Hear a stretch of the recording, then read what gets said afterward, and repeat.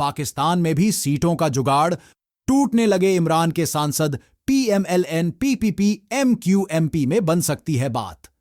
पाकिस्तान के आम चुनावों में पूर्व प्रधानमंत्री इमरान खान, जो जेल में हैं और चुनाव लड़ने से प्रतिबंधित हैं, सुर्खियों में आने में कामयाब रहे।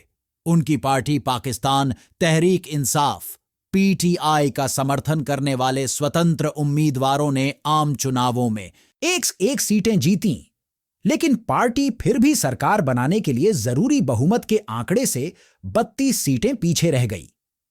पीएमएलएन, जो पीपीपी और एमक्यूएमपी के साथ पाकिस्तान में गठबंधन सरकार बनाने के लिए पूरी तरह तैयार है, रविवार को संसद में अपनी ताकत बढ़ाने के लिए इमरान खान की पार्टी द्वारा समर्थित पहले स्वतंत्र उम्मीदवार का समर्थन हासिल करने में कामयाब रही। पाकिस्तान तहरीक ए इंसाफ पीटीआई समर्थित उम्मीदवार वसीम कादिर कल शाम नवाज शरीफ की बेटी मरियम नवाज से मुलाकात के बाद पीएमएलएन में शामिल हो गए।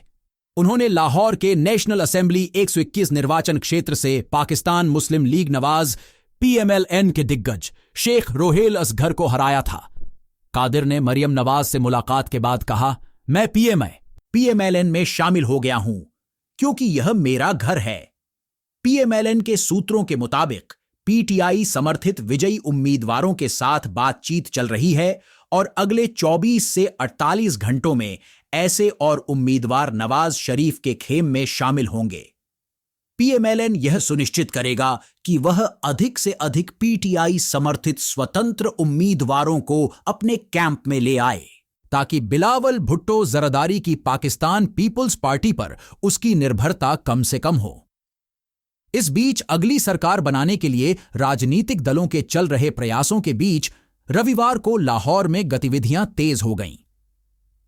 नवाज शरीफ की पीएमएलएन ने बिलावल भुट्टो की पीपीपी और मुत्ताहिदा कौमी मूवमेंट पाकिस्तान एमक्यूएमपी के साथ मुलाकात की। नवाज शरीफ ने अन्य दलों के साथ सरकार गठन पर विचार विमर्श शुरू करने के लिए अपने भाई पूर्व प्रधानमंत्री शहबाज शरीफ को संपर्क साधने का काम सौंपा है।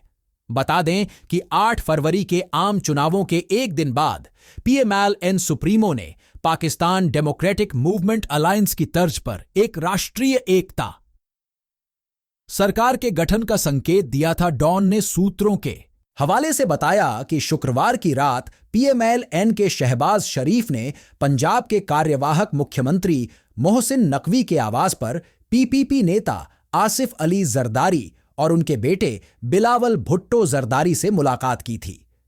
पीपीपी के एक सूत्र ने इस बैठक के बारे में कहा, हमने चुनाव के नतीजों और चुनाव के बाद की स्थिति पर चर्चा की। यह एक संक्षिप्त चर्चा थी। पाकिस्तान में सरकार गठन के लिए क्या है सीटों का आंकड़ा? नवाज शरीफ की पाकिस्तान मुस्लिम लीग एन जिन 266 सीटों पर चुनाव हुए थे, उनमें से सिर्फ 73 सीटें ही हासिल कर सकीं। बिलावल भुट्टो जरदारी की पाकिस्तान पीपुल्स पार्टी पीपीपी ने 54 सीटें जीतीं। एमक्यूएमपी को 17 सीटें मिली हैं। पाकिस्तान की नेशनल असेंबली में कुल 386 सीटें हैं, लेकिन सिर्फ 266 सीटों पर चुनाव होता है। बाकी 70 सीटें आरक्षित हैं। इन सीटों का आवंटन प्रत्येक पार्टी की ताकत के आधार पर होता है। एक पार्टी को बहुमत के लिए 266 सीटों पर हुए मतदान में से 184 सीटें जीतने की जरूरत है। वहीं एक पार्टी को नेशनल असेंबली की कुल 336 सीटों में से 119 सीटों की जरूरत है। पीएमएलएन, पीपीपी और एमक्यूएम पी-साथ आते हैं तो इनकी संयुक्त सीटों की संख्या 144 हो जाएगी, जो बहुमत के आंकड़े से 10 ज्यादा हैं। ऐसे में ये 3 दल मिलकर गठबंधन सरकार बना सकते हैं।